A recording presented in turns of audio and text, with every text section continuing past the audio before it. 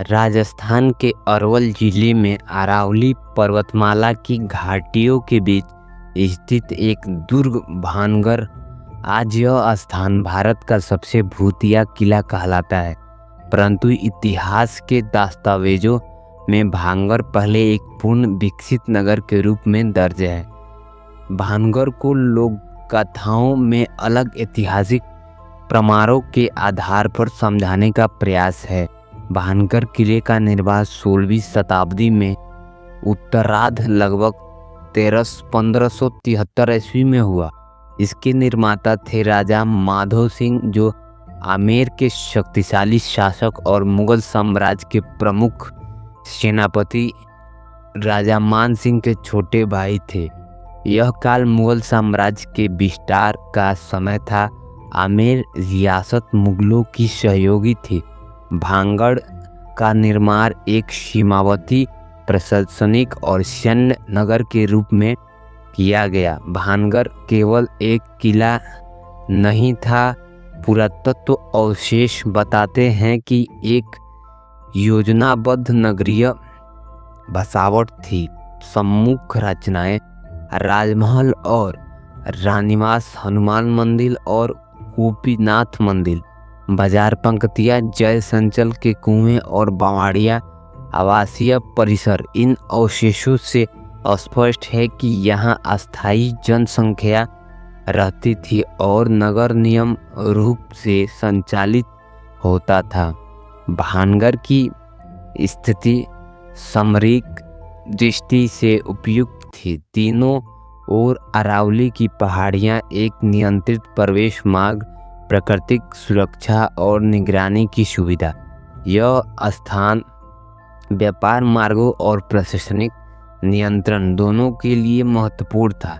ऐतिहासिक विश्लेषण से यह तथ्य सामने आता है कि भानगढ़ आमेर रियासत का एक सक्रिय उपनगर था। बाजारों से स्थानीय व्यापार चलता था, धार्मिक गतिविधियां नियमित थी, शाही और सामान्य जन दोनों वर्ग यहाँ निवास करते थे। भानगढ़ की अस्तित्व दीर्घकालीन प्रशासनिक योजना का प्रमाण था।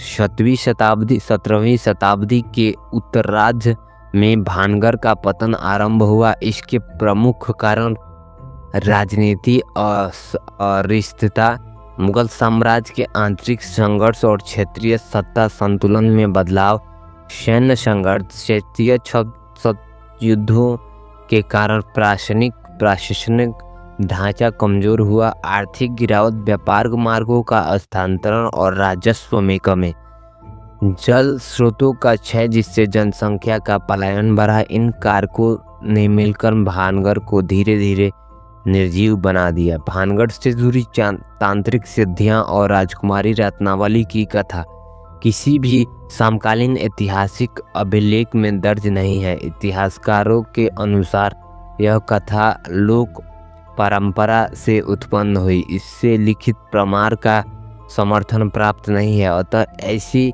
ऐतिहासिक तथ्य नहीं बल्कि लोक मान्यता माना जाता है। भानगढ़ किले पर भारतीय पुरातत्व सर्वेक्षण ASI द्वारा लगाए गए बोर्ड में सूर्यास्त के बाद प्रवेश निषिद्ध है। सूर्यास्त से पहले रुकना प्रतिबंधित। महत्वपूर्ण तथ्य, ASI ने भूत या आत्माओं का कोई अधिकारिक पुष्टि नहीं की। प्रतिबंध के कारण है संरचना जोखिम, जंगली जानवर, सुरक्षा संबंधित खतरे। आज भानगढ़ एक संरक्षित इतिहास स्थल है। दिन में पर्यटन के लिए खुला है, रात में प्रतिबंधित है। मीडिया और लोक कथाओं के कारण भूतिया किला कहलाता है। यह पहचान इतिहास से अधिक लोकप्रिय संस्कृति की देन है। भानगढ़ किला एक समृद्ध नगर था। राजनीतिक, आर्थिक और पर्यावरणिक कारणों से जिला लोक कथाओं ने इसे रहस्य बना दिया। इतिहास हमें बताता है कि भानगढ़ का भय अंधविश्वास का परिणाम है, जबकि इसका पतन मानव निर्णयों और उपस्थितियों के कारण बताया गया। भानगढ़ किले की जो सबसे मेन रहस्य है, उसमें ISI ने कोई भी आत्मा या भूतों की संरक्षाएं बराबर नहीं की हैं। उन्होंने केवल जानवरों से खतरा और चीज़ों के लिए प्रतिबंध लगाया है। ICI के द्वारा यह दिन में पर्यटकों के लिए खुला हुआ एक जैसे घूमने का जगह माना जा सकता है, लेकिन उसके बाद रात को ये प्रतिबंधित कर दिया जाता है। भानगढ़ का किला इतना कोई भूतिया और ज़्यादा जो मीडिया और सोशल मीडिया पर लोग बनाते हैं वीडियो, उसके हिसाब से नहीं बनाया जा सकता। वो भानगढ़ एक रहस्यमयी किला आज भी माना जाता है। भानगढ़ हमें डराता नहीं, हमें ये चेतावनी देता है कि सत्ता, संसाधन और स्थिरता के बीच कोई भी नगर इतिहास नहीं बना सकता।